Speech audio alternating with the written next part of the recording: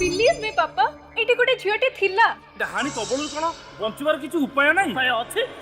सुन एटा जंगल जगह जीव जंतु थिबे चल बाहरी जीवा से पापा बाबा कहते अग्नि समान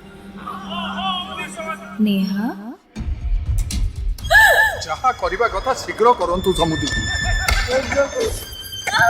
जेमती हो मो झियो को खोजी बाहर करो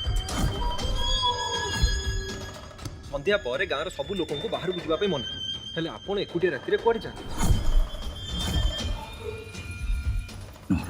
तार व्यवस्था मु करी सब सही मार इच्छा हाँ ई झियोटा सुने ना